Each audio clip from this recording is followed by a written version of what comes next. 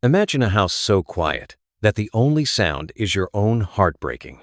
This was the world of Liam Blackwood, a billionaire who could buy anything except a smile from his silent, disabled daughter. He thought he was hiring just another nanny to care for, but he had no idea he was about to hire the one person who would change his life forever. What happens when the poorest person in the room holds the key to the greatest treasure? Stay with us and find out. Liam Blackwood had a house so big he could get lost in it, and most days he was. The polished marble floors stretched out like frozen lakes, reflecting the cold light from giant windows that overlooked gardens no one walked in. The ceilings were so high that his footsteps, when he chose to make them, echoed back at him, the only reply in the crushing silence. He was the owner of Blackwood Industries, a man whose name was spoken with respect in boardrooms across the country. But in his own home, his name was never spoken at all. Every evening was the same. Liam would sit at one end of a long, dark wood dining table that could easily seat 20 people. A single plate would be set before him by a housekeeper who moved so quietly she was like a ghost. He ate his meal, each clink of his fork against the plate, a loud, lonely sound. He could still see his wife, Evelyn, sitting at the other end, her laughter once filling the vast space, making it feel like a home. But Evelyn was gone, and all the money in the world could not buy back the sound of her laugh. His life was now a perfect, orderly routine of work and silence. A routine that was meant to protect the only piece of Evelyn he had left, their daughter, Sophia. Sophia was 7 years old, a tiny flame of a girl who had long since stopped burning brightly. An illness when she was younger had left one of her legs weak, forcing her to wear a heavy metal brace. It was not just her leg that the illness had taken. It had stolen her confidence, her joy, her voice. She rarely spoke, preferring the company of her books and the small, beautiful world inside her room. Liam had hired nanny after nanny. They were all professionals, women with excellent papers and long lists of skills. They came, they followed his strict instructions, they collected their large paychecks, and they left. None of them had ever seen the real Sophia, the little girl who hid behind a wall of silence. They saw a quiet, disabled child who was easy to manage. They did not see the sadness in her eyes, a sadness that was a perfect mirror of his own. He knew he needed someone new. His personal assistant had placed an advertisement, and today was the day for interviews. Liam sat in his large office, a room with a window the size of a wall, and watched as woman after woman came in. They were all the same, speaking of their skills and their experience, their eyes wide as they took in the expensive art and furniture. They saw the wealth, not the man. Then the last candidate was shown in. Her name was Alicia. She was not like the others. Her black dress was simple and neat, but he could see the fabric was old. Her shoes were polished, but the soles were worn thin. She did not look around the room with wide eyes. Instead, she looked directly at him, her hands held calmly in her lap. Her eyes were kind, but they held a tiredness that Liam understood. "Good afternoon, Mr. Blackwood," she said, her voice soft but clear. He looked down at her application. It was simple. She had experience taking care of children, but no special training. She had worked at a small community center. Her references were from local families, not wealthy ones. On paper, she was the least qualified person he had seen all day. "You understand this position requires living in the staff quarters?" Liam asked, his tone formal and distant. "Your duties will be focused entirely on my daughter, Sophia. She has special needs." Alicia nodded. "I understand, sir. I read the description carefully. The advertisement said you are looking for a companion for her, not just a caregiver." Liam was surprised. She was the only one who had mentioned that part. It was a detail he had insisted on adding himself. "That is correct," he said, leaning forward slightly. "She does not speak much. She spends most of her time in her room." "May I ask what she enjoys, sir?" Alicia asked gently. Liam paused. It had been a long time since anyone had asked what Sophia enjoyed.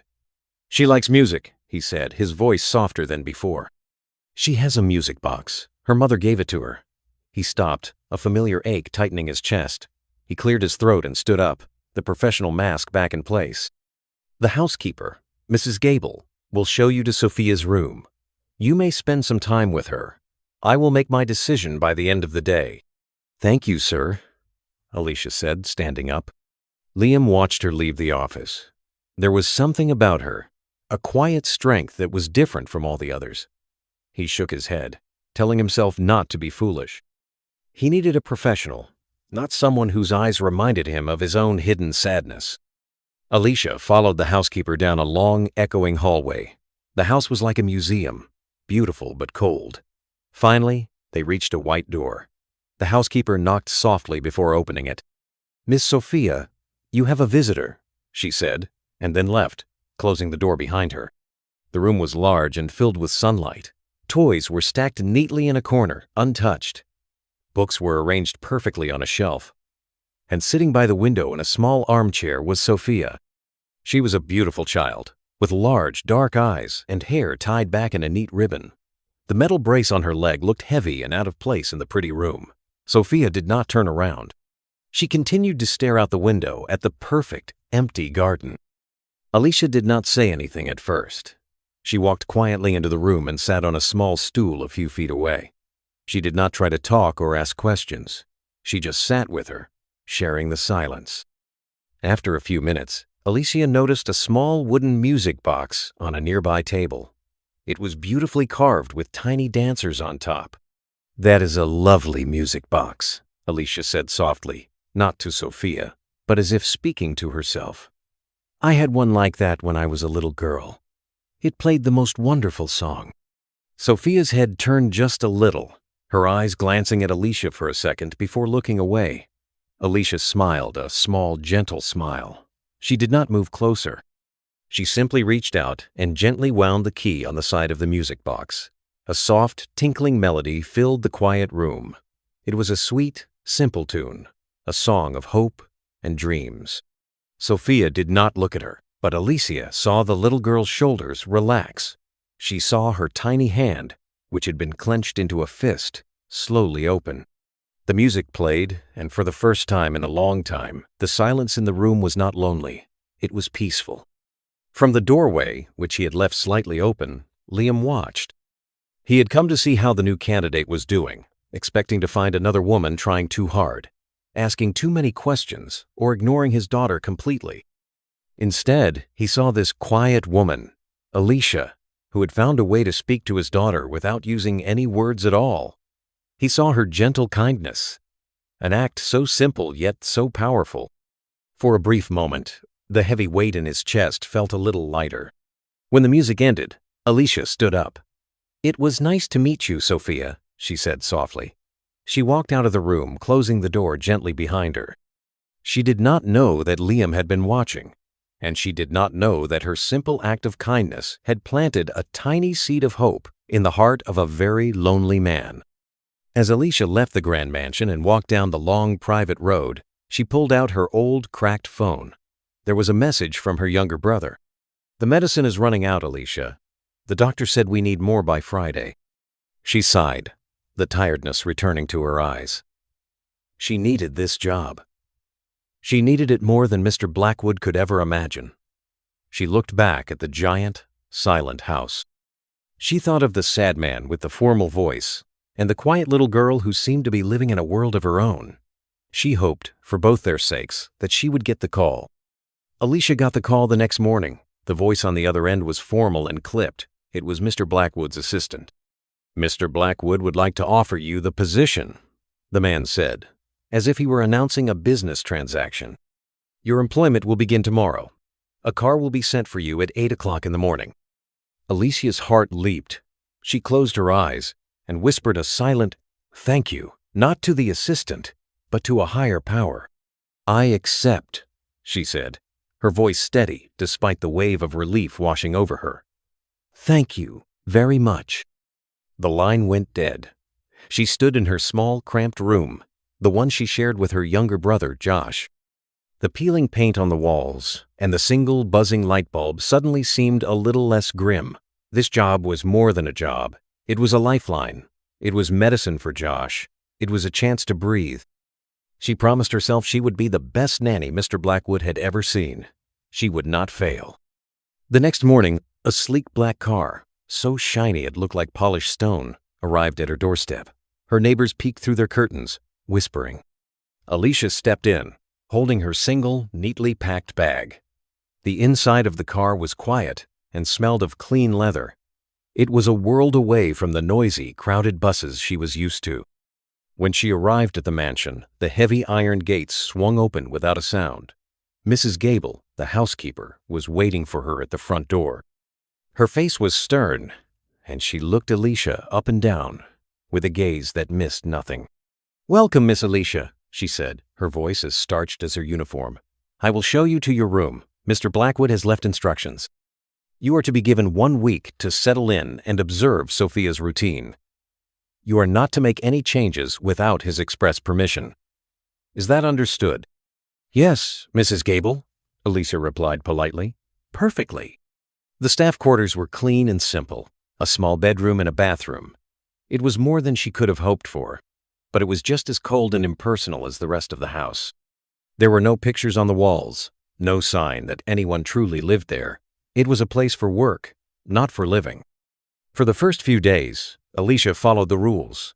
She followed Sophia's schedule to the letter. She learned that Sophia ate her meals in her room, alone. She learned that a physical therapist came 3 times a week to work with Sophia's weak leg, a session that always ended with Sophia in quiet tears. Alicia learned that Mr. Blackwood never came into Sophia's room. He would stand in the hallway for a few moments each evening, a dark shadow in the dim light, before turning and walking away. Alicia's heart ached for the little girl who was surrounded by everything but had nothing. She saw the longing in Sophia's eyes when she looked out the window. She was a prisoner in her own beautiful castle. Alicia did not try to force Sophia to talk. Instead, she brought her own world into the quiet room. She would sit on the stool and read stories aloud, her voice soft and even. She read tales of magical forests and brave princesses who fought dragons. Sophia never looked at her, but Alicia noticed that she would stop turning the pages of her own book to listen.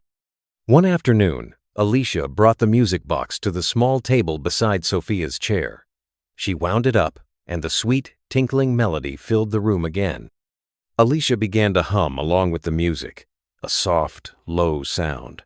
She watched Sophia, whose eyes were fixed on the tiny dancers turning on top of the box. Gently, Alicia reached out and took Sophia's small hands in her own. Sophia tensed for a moment, but Alicia's touch was as soft as a whisper. "The dancers are so graceful," Alicia said quietly. "They move with the music, like this." She began to move Sophia's hands and arms in the air, swaying them gently from side to side in time with the melody. It was a small, simple dance, a dance of hands and wrists. Sophia's body was still, but her arms were moving, led by Alicia's gentle guidance.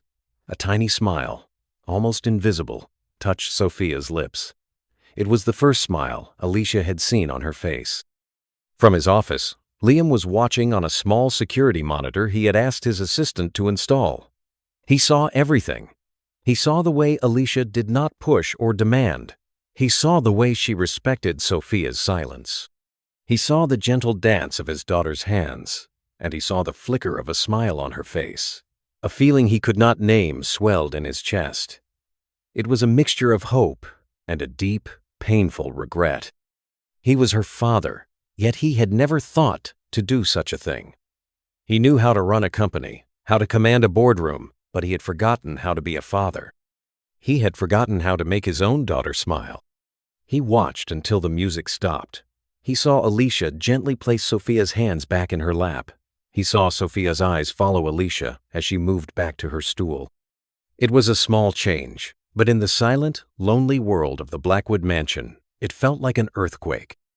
Later that evening, after Sophia was asleep, Alicia went to her room. She took out her old phone and called her brother.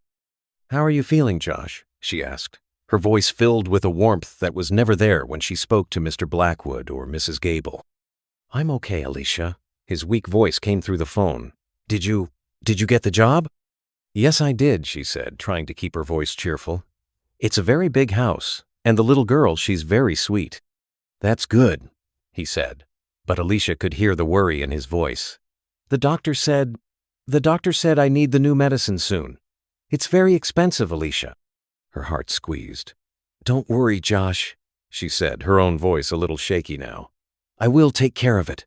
I promise. I will get the money. You just need to rest and get better." They spoke for a few more minutes before she hung up. Alicia sat on the edge of her bed, the weight of the world on her shoulders. She looked around the plain, empty room. It was a safe place, a good job, but it was not a home. She felt a deep sense of loneliness, a feeling she knew the sad man in the big office understood all too well. The next day, as she was reading a story to Sophia, something wonderful happened. The music box was playing its gentle tune, and Alicia was humming along. Sophia, who was sitting in her usual chair, slowly reached out her small hand and placed it on top of Alicia's. Alicia stopped humming, her breath caught in her throat. She looked down at the tiny hand resting on hers. It was a small, simple touch, but it was everything. It was a bridge being built across a sea of silence. Sophia's eyes met hers for a fleeting second, and in them, Alicia saw not just sadness, but a tiny spark of trust. A tear slid down Alicia's cheek, but this time, it was a tear of pure, overwhelming joy. She did not know it yet, but this was only the beginning of the changes she would bring to the House of Echoes. Alicia's days fell into a gentle rhythm, each one a small victory in the quiet war against Sophia's silence. The music box became their special secret, a language only they seemed to understand. Every afternoon, Alicia would wind the small key, and as the melody filled the room, she would take Sophia's hands and lead them in their little dance. Soon, Sophia began to move her hands on her own, her small fingers swaying in the air, a shy smile gracing her lips whenever Alicia hummed the tune. Liam continued to watch from his office monitor. He saw his daughter's world, once so small and gray, slowly fill with color. He saw Alicia, who never raised her voice and never seemed to run out of patience. He saw her point out a bird in the garden, describing its bright red feathers with such wonder that Sophia actually leaned forward in her chair to see. He saw Alicia sit on the floor and build a tower of blocks, not for Sophia, but next to her, until a tiny hand reached out and placed a single block on top. These moments were like shafts of sunlight breaking through the dark clouds that had hung over his house for years. One evening, as Alicia was leaving Sophia's room, she found Liam standing in the hallway. He wasn't just a fleeting shadow this time. He was waiting for her. "Miss Alicia," he said, his voice less formal than usual. "How is she today?" The question was so simple, yet it held so much weight. Alicia knew he had never asked this of any other nanny. "She was good, sir," Alicia replied, her heart fluttering. "She listened to the music box. We did our hand dance." Liam nodded, a strange expression on his face. It was a mix of gratitude and something that looked like pain. "I have noticed a change in her," he said quietly. "Thank you." He did not say anything more, but turned and walked down the long, silent corridor, his footsteps echoing. Alicia stood there, watching him go. She felt a deep sense of connection to this sad, lonely man. They were two people living in the same house, both trapped in their own kind of silence. But the struggles were never far away. A few nights later, another phone call from her brother Josh left her feeling cold with fear. "Alicia, I'm sorry," he whispered, his voice weak and raspy. "I had a bad day. The doctor says the fever is back. He said the new medicine. It's really important now." Alicia's hand tightened on the phone. The first paycheck was still weeks away. "Don't worry, Josh," she said, forcing a strength she did not feel into her voice. "I'm taking care of it. I will get the money. You just focus on resting. I'll call you tomorrow." She hung up and sat on her bed, her hands trembling. She looked at the expensive, untouched food on her bedside table, brought by the housekeeper. She had no appetite. All the luxury in this house meant nothing when her brother was sick and she was helpless.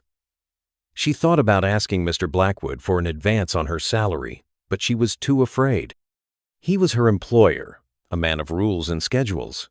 What if he said no? What if he thought she was irresponsible and fired her? The fear kept her silent. The next day, Alicia put on a brave face. She walked into Sophia's room with a smile, but the little girl must have sensed her sadness.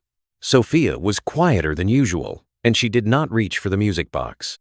Alicia knew she needed to be strong, not just for herself, but for Sophia. She sat down on the floor in front of Sophia's chair. "Sophia," she said softly, "do you remember the dancers on the music box? They don't just dance with their hands. They dance with their feet, too." She held out her hands. "Would you like to try? Just one step. I will hold you. I promise I will not let you fall."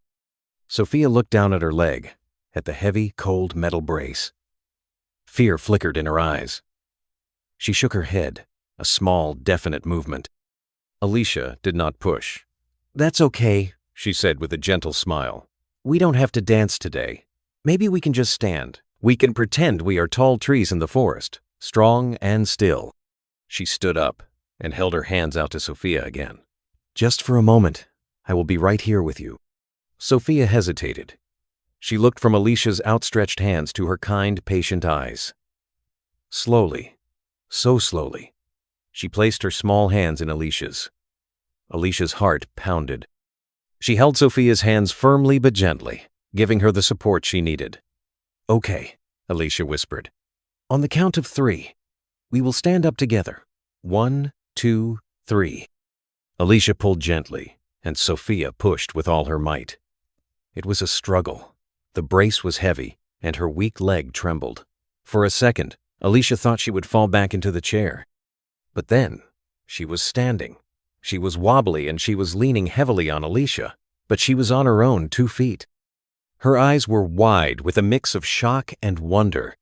She looked down at her feet on the floor, as if she were seeing them for the first time.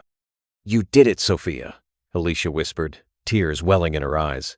"You are so strong." At that moment, Mrs. Gable opened the door to bring in Sophia's afternoon snack. She stopped, her tray rattling in her hands. Her stern face broke into a look of complete astonishment. She had worked in this house for years, and she had never seen Sophia stand on her own. "Good heavens," she whispered, her eyes wide. Sophia, startled by the sound, lost her balance and sank back into the chair. But the look on her face was not one of defeat. It was one of triumph. She looked at Alicia, and for the first time since Alicia had arrived, Sophia spoke a single, clear word. Again. The word was a miracle. It was a promise. It was the sound of a door creaking open in a house that had been silent for far too long. And in his office, watching the monitor, Liam Blackwood felt a tear roll down his own cheek. His little girl, his quiet, fragile Sophia, wanted to stand again. The word "again" echoed in the mansion long after Sophia had spoken it. It was a small sound, but it carried the weight of a new beginning. For Alicia, it was a confirmation that she was on the right path. For Mrs. Gable, it was a shock that softened the stern lines around her eyes. And for Liam, watching from the cold distance of his office, it was a painful, beautiful light in a world that had been dark for too long. The change in the house was subtle at first. Mrs. Gable started to greet Alicia with a small, hesitant smile in the mornings. She would leave an extra cookie on Sophia's snack tray, and once she even told Alicia, "You are good for her." The words were simple, but in the formal silence of the Blackwood household, they were a loud declaration of approval. Sophia's progress was slow but steady. Every day, they would practice standing, their secret ritual. Sophia's legs would tremble, and the heavy brace still seemed like an anchor, but she held onto Alicia's hands with a new determination. The word "again" became their mantra. They would stand, wobble, and sit, and each time Sophia would whisper, "again."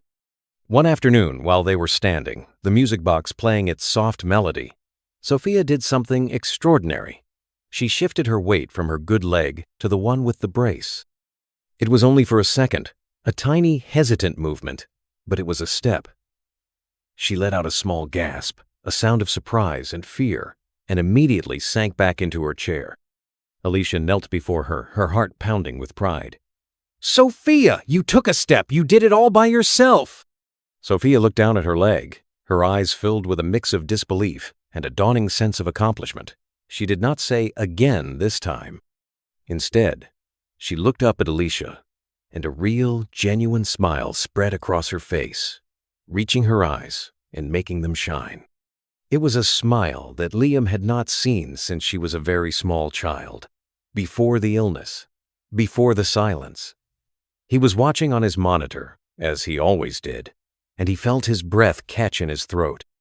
That evening, the ache of his own failures felt heavier than ever.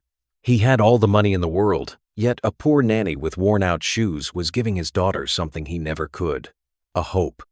He felt a deep, unsettling shame. He was a powerful man, a titan of industry, but he was a stranger to his own child. His thoughts were interrupted by a call from his assistant. "Sir, the annual Blackwood Industries dinner party is next Friday. The arrangements are confirmed. I have the guest list here for your final approval." Liam sighed. The dinner party was a tradition, a night where he had to play the part of the successful, confident leader. It was a performance he had grown to hate. It was a room full of people who saw his wealth, not his grief. "Send the list over," he said, his voice flat. He was about to hang up when an idea, bold and terrifying, sparked in his mind. It was a risk, a huge one, but looking at the small, smiling face of his daughter on the monitor, he knew he had to take it. "One more thing," Liam said, his voice now firm. "Add another guest to the list. Miss Alicia. She will be seated at my table." There was a moment of silence on the other end of the line. "Sir?" his assistant asked, his voice filled with confusion. "The nanny, sir?" "Yes," Liam said, a strange sense of resolve settling over him. "And make sure a formal invitation is sent to her room. That is all." He hung up the phone, his heart racing. He did not know what he was doing, or why. He only knew that he could not continue to live in the shadows of his own house. He had watched Alicia bring a whisper of life back to his daughter, and now he wondered if she could do the same for him. The next day, a thick, cream-colored envelope was delivered to Alicia's room. Her name was written on the front in elegant, swirling script. Her hands trembled as she opened it. Inside, the formal invitation was printed on heavy cardstock. "Mr. Liam Blackwood requests the pleasure of your company at the annual Blackwood Industries dinner party." Alicia stared at the invitation in disbelief. A dinner party with all those important, wealthy people? The thought filled her with a sense of dread. She had nothing to wear. Her only good dress was the simple black one she wore to the interview. She could not possibly attend an event like this. Her mind immediately went to Josh. The doctor's words echoed in her ears. The new medicine, it's really important now. The desperation was a cold knot in her stomach. She had to ask for the advance. There was no other choice. Taking a deep breath, she walked down the long, echoing hallway to Liam's office. She knocked on the heavy wooden door, her heart pounding. "Come in," his voice called out. She stepped inside, clutching the invitation in her hand. Liam was standing by the large window, looking out at the gardens. He turned around as she entered. "Mr. Blackwood," she began, her voice a little shaky. "I received this." She held up the invitation. I don't think I can attend, sir. I don't have anything appropriate to wear." Liam looked at her, his expression unreadable. "That will be taken care of," he said simply. "I have already made arrangements. A dress will be delivered to your room tomorrow." Alicia was stunned into silence. A dress? For her? "But, sir—" "It is not a request, Miss Alicia," he said, his voice firm but not unkind. "It is a requirement. You are my daughter's companion. It is important that you are there." Alicia nodded, not knowing what else to say. But the real reason for her visit was still unspoken, a heavy weight on her tongue. She took another deep breath. "Sir," she said, her voice dropping to a near whisper, "there is something else I need to ask. It is a difficult thing for me to ask." Liam waited, his eyes fixed on her. "I need an advance on my salary," she said, the words tumbling out in a rush. "My brother, he is very sick. He needs medicine, and it is very expensive. I would not ask if it were not an emergency. I will pay it back, I promise. I will work extra hours, whatever you need." She stood there, her head bowed, expecting him to be angry, to refuse, to fire her on the spot. The silence in the room stretched on, thick and heavy. Liam walked to his desk and opened a drawer. He took out a checkbook and a pen. Without a word, he wrote out a check. He did not ask how much she needed. He simply wrote, And then he slid the check across the polished surface of the desk. Alicia looked at it, her eyes widening in shock. The amount written on the check was more than her entire year's salary. It was enough to pay for Josh's medicine for many, many months. Tears streamed down her face, hot and fast. "Sir, I cannot accept this," she stammered. "This is too much." "It is not," Liam said, his voice so soft it was almost a whisper. "It is not enough. For what you have given my daughter, for what you have given me, it is nothing." He looked at her, and for the first time, Alicia saw past the wealthy, powerful owner of Blackwood Industries. She saw a man, broken and lonely, who was just trying to find his way back to the light. The day of the dinner party arrived like an approaching storm, grand and unavoidable. Early that afternoon, a long, flat box wrapped in simple white paper was delivered to Alicia's room. Her hands trembled as she untied the silk ribbon.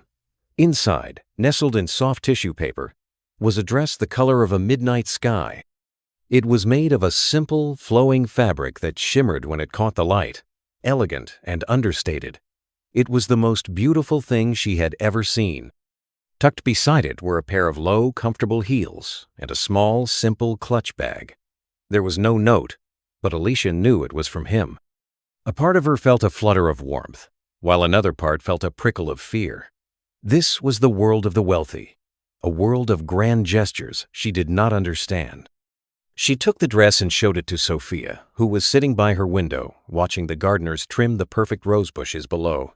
Sophia's eyes widened, and she reached out a tiny finger to touch the soft fabric. "It's for the party tonight," Alicia said softly. Sophia looked from the dress to Alicia, her expression unreadable. Then she looked towards the door, a silent question in her eyes. "Yes, I think your father will be there," Alicia answered, understanding the unspoken thought. A few hours later, as the first cars began to glide up the long driveway, Liam found Alicia standing in a quiet, empty library, looking out at the sunset. She was wearing the dress, and in the fading light, she looked like a star that had fallen to earth. She seemed nervous, her hands twisting the small clutch bag. "You look beautiful, Alicia," Liam said, his voice quiet. She turned, startled. "Mr. Blackwood." "Thank you. It's a lovely dress. You didn't have to." "Yes, I did," he said, walking closer. He stopped a few feet from her, his hands in his pockets. For a long moment, they stood in silence. The only sound, the distant murmur of guests arriving. "Alicia," he began, his voice heavy with a pain that seemed to fill the room. "There are things you should know, things I have not told anyone." She looked at him, her heart suddenly still. "My wife, Evelyn, she was the light of this house," he said, his gaze fixed on the darkening garden. "She loved to dance. She would play music all day, and she would grab me and we would waltz right here in this library, laughing like fools. This house was never silent when she was here." He paused, swallowing hard. "Sophia was born perfect. She was a happy baby, always smiling, always laughing. But when she was 2, she caught a terrible fever. The doctors did everything they could, but the fever damaged something. It affected her leg. After that, the light in her eyes just went out.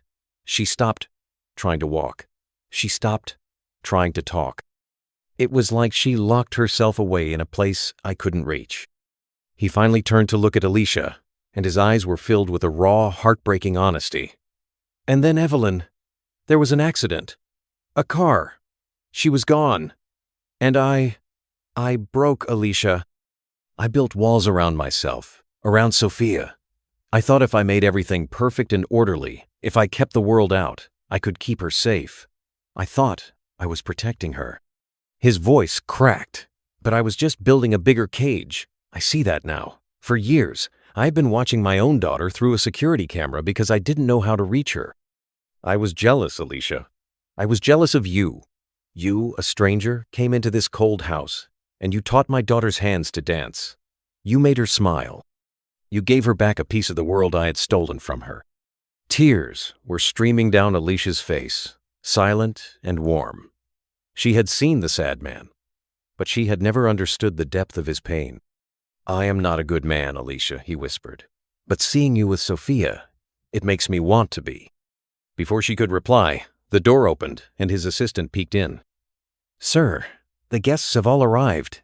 They are waiting for you." Liam nodded, his professional mask slipping back into place, but his eyes were still on Alicia. "We should go," he said softly. He held out his arm, a formal, old-fashioned gesture. After a moment's hesitation, Alicia placed her hand on his arm. Together, they walked out of the quiet library and into the brilliant, noisy world of the dinner party. The grand hall was filled with the most important people in the country. Men in expensive suits and women in glittering jewels all turned to look as Liam entered with Alicia on his arm. Whispers followed them like a shadow. "Who is she? Is that the nanny?" Alicia felt small and out of place, her simple dress a stark contrast to the shimmering gowns around her.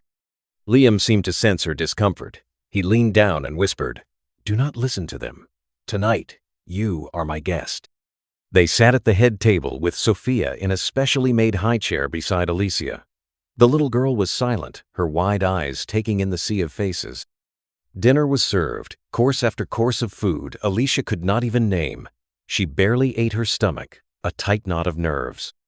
She focused on Sophia, making sure she was comfortable, cutting her food into tiny pieces. After dinner, a string quartet began to play. The music was soft and beautiful, a gentle waltz that floated through the air. Couples began to move onto the polished marble floor, their movements graceful and sure.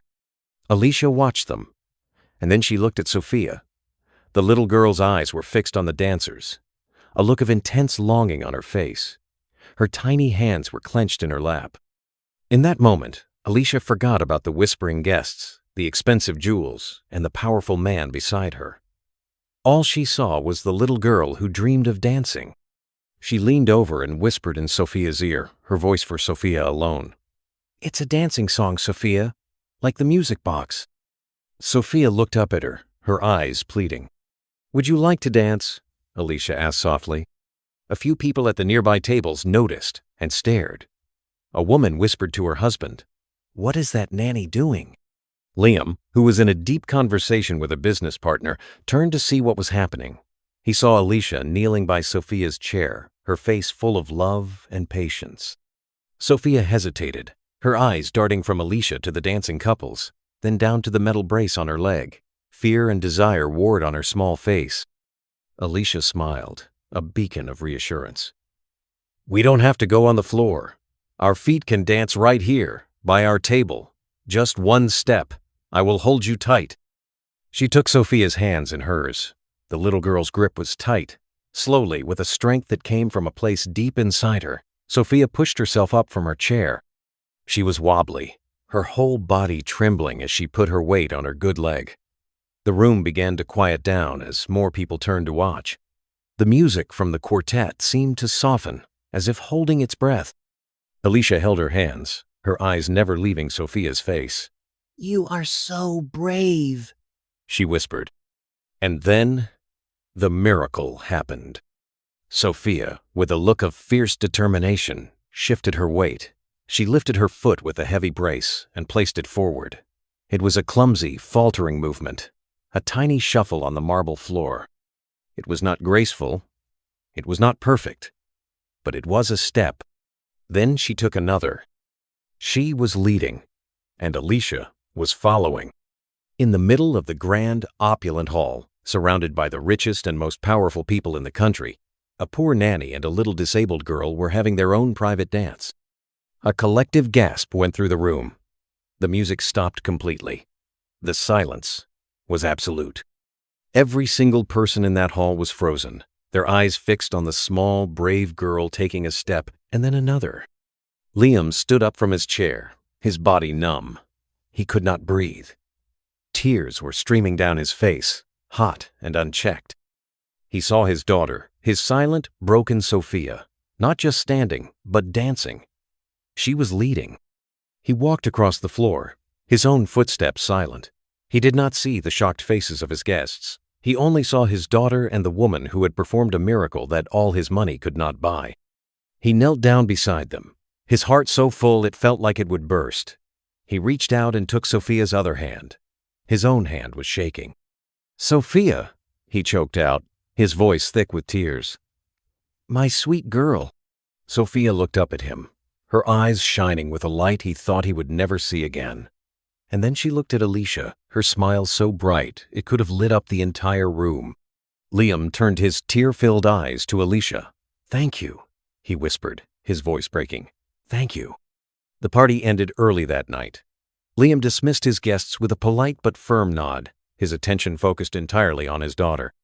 He carried a sleepy Sophia back to her room himself, with Alicia walking beside them. He gently tucked Sophia into bed, and as he was about to leave, a tiny voice whispered from the pillows, "Daddy." Liam froze, his hand on the doorknob. He turned around slowly. Sophia's eyes were open, looking right at him. "Daddy," she said again, a little stronger this time. "Stay." Liam's heart shattered and healed all in the same moment. He sat on the edge of her bed, taking her small hand in his. He looked at Alicia, who stood by the door with tears of joy in her eyes. The three of them stayed there for a long time, in the soft light of the bedside lamp, a new family being born in the quiet of the night. The next morning, Liam insisted that Alicia go to the bank and cash the check. "Please, Alicia," he said, his voice earnest. "Your brother needs you. Take the day off. My driver will take you wherever you need to go." Alicia did not argue. She took the check and was driven to the small, rundown neighborhood where she lived with her brother. When she walked into his room, he was pale and weak. She sat beside him and gave him the news, placing the money for his medicine on the small table beside his bed. Josh's eyes filled with tears. "Alicia." "How?" he whispered. "My boss is a good man, Josh," she said, her own voice full of emotion. "A very good man." She stayed with him for hours, talking and making sure he took his first dose of the new medicine. As she left, she saw a flicker of color returning to his cheeks. For the first time in months, she felt a true sense of peace. The heavy weight of worry had finally been lifted. When she returned to the mansion, life had completely changed. The giant dining table was no longer set for one. Every evening, Liam, Alicia, and Sophia sat together, close enough to pass the salt. The echoes in the house were replaced with the sounds of their quiet conversation and, sometimes, Sophia's soft laughter. Sophia's voice grew stronger every day. Spurred by the love and security that now filled her world, her silence began to melt away. It started with simple words. "Book," she would say, pointing to a story. "Music," she would demand, tugging on Alicia's hand. Soon, the words turned into short sentences. Alicia read, or "Daddy, home." Liam was no longer an observer. He came home early from work, most times leaving important meetings to be there for dinner. He learned to dance with Sophia's hands. He read her stories until she fell asleep. He and Alicia would often sit together in the library after Sophia was in bed, not as employer and nanny, but as two friends who understood each other's loneliness. They spoke of Evelyn, of their hopes and of their fears. Liam found himself telling her things he had never told anyone, and she listened, her quiet presence a comfort he had never known he needed. One sunny afternoon, weeks later, the three of them were in the garden. The once empty space was now their favorite place. Sophia, holding both of their hands, was walking on the soft grass, her steps slow but confident. She stopped to look at a bright yellow flower. She let go of their hands and bent down, touching a petal with her finger. Then she looked up, her face a picture of pure joy. "The flower is so pretty," she said, her voice clear and strong. Alicia and Liam looked at each other over Sophia's head. Their eyes met, and in that shared look, there was a universe of understanding, of gratitude, and of a deep, quiet love.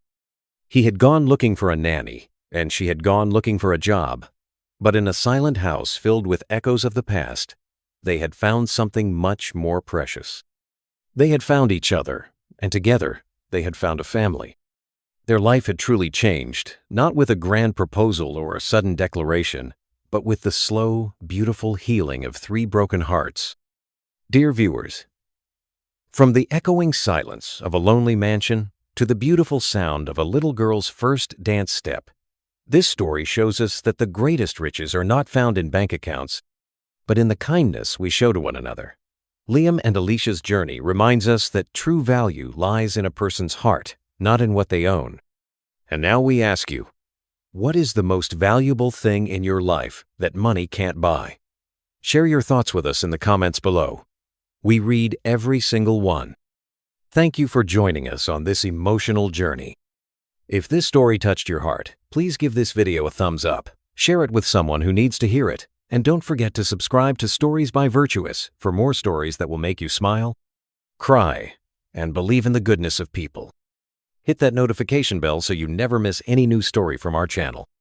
Until next time, stay blessed, and remember to always lead with your heart.